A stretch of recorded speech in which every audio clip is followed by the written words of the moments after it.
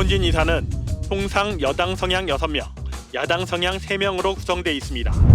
이달 초 구성된 KBS 이사회의 11명의 이사진도 여당 성향이 7명, 야당 성향 4명으로 구성되는 관행이 유지된 것으로 평가됩니다. 여당 성향 7명 가운데 최연장자인 남영진 이사는 노무현 전 대통령의 대선 특보, KBS PD 출신인 김찬태 이사는 문재인 대통령의 대선 미디어 특보 경력이 있습니다. 조숙현 이사는 이번 정권 들어 KBS와 국가인권위, 서울시 등에서 각종 위원을 역임했습니다. 정재권 이사는 한겨레 21의 편집장을 역임했고 연임된 유일영 이사는 이번 정권에서 여당 몫으로 임명된 바 있습니다. 역시 KBS PD 출신인 이상효 이사와 언론학자 윤성년 이사도 여당 성향으로 분류됩니다. 야당 성향으로 분류되는 이사는 모두 4명입니다. 권순범, 이성래, 이은수 이사는 각각 KBS 기자와 PD 출신으로 지난 정권에서 KBS의 국장급 직책을 거쳤습니다. 변호사인 김종민 이사는 현 정부의 검찰개혁에 대해 부정적인 글들을 썼습니다. 역시 공영방송인 EBS 이사진도 관례상 여당 성향 7명, 야당 성향 2명으로 구성됩니다. 여야 KBS에서는 7대4, MBC에서는 6대3 이게 법으로 정해진 게 아닌데 말 그대로 관행인데 법보다 더 잘 지켜지고 있는 것 같아요. 대선 캠프나 대통령직 인수위원회에서 일한 지 3년이 지나지 않은 이는 공영방송의 사장이나 이사를 맡을 수 없다고 명시돼 있습니다. 이번에 선임된 대선 캠프 출신 이사가 모두 3명인데요. 대선 뒤에 3년이 흘렀기 때문에 위법은 아닙니다.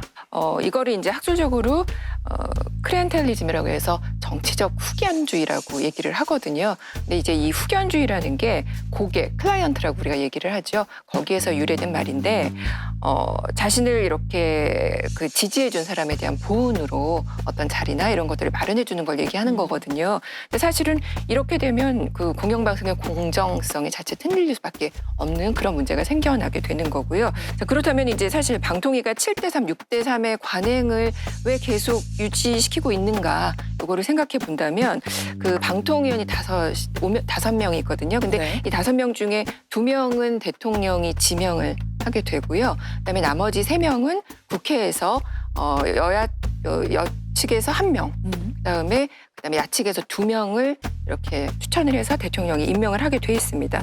그러니까 따지고 보면 이 5명 중에 집권 여당과 대통령 쪽에서 3명이 되는 거고요.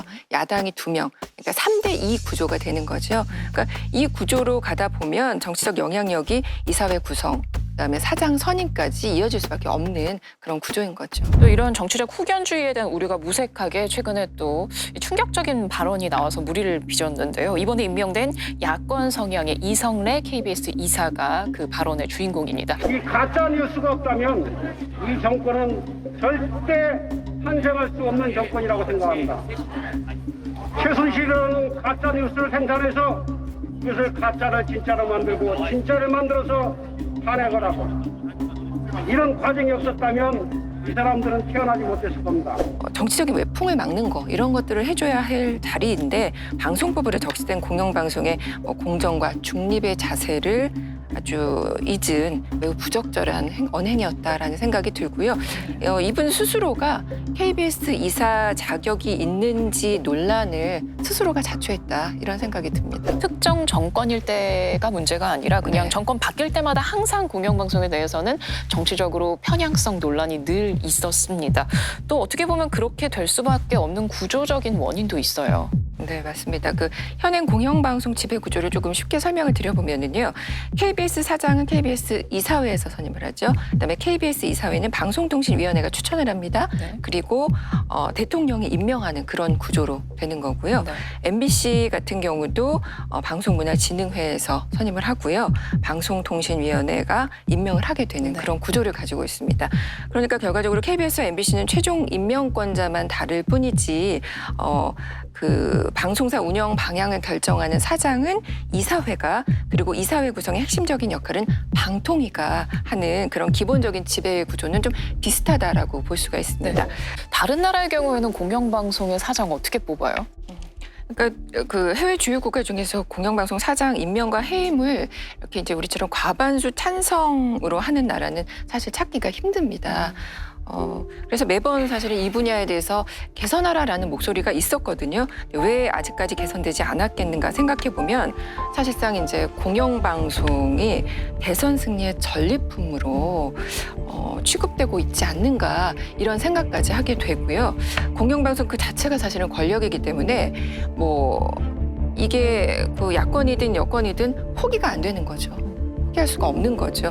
야당일 때는 공영방송 지배 개선하자라고 이렇게 막 목소리를 높이다가 이제 그 입장이 바뀌어서 여당이 되면 갑자기 조용해지는 거 이런 정치권의 속내를 우리가 계속 봐왔고요. 그래서 사실은 이제 이 제도 개선 없이는 교체 때마다 매번 같은 일이 반복될 수밖에 없는 겁니다. 자, 지금 21대 국회에도 공영방송의 지배구조 개선 관련 법안이 여러 발의가 돼 있죠. 네, 취재팀이 찾아봤는데 한 8개 정도 발의되어 있는 상태였습니다. 현재 민주당 미디어 특위에서 논의가 진행 중이고요. 이 8개나 되지만 법안 내용도 좀씩 다릅니다. 네. 그렇지만 크게 구분하자면 2가지 정도로 구분될 수 있습니다. 첫 번째는 방통위가 아니라 국민의 대의기구인 국회가 직접 공영방송 이사를 추천하자는 방안입니다. 이거는 암암리에 했던 관행을 아예 공식화하자는 그런 얘기고요. 다른 하나는 국민이 직접 뽑자는 얘기가 있습니다. 국회를 배제하고 국민이 직접 추천하거나 비영리 단체가 이사를 추천하는 방안 등이 있습니다. 그런데 또 국민이 추천한다면 국민이 이사회에 전원을 할 것이냐 아니면 반만 추천할 것이냐 의견이 여러 갈래로 나뉘고 있습니다. 공영방송 이사를 누가 어떻게 임명하라는 게 핵심입니다.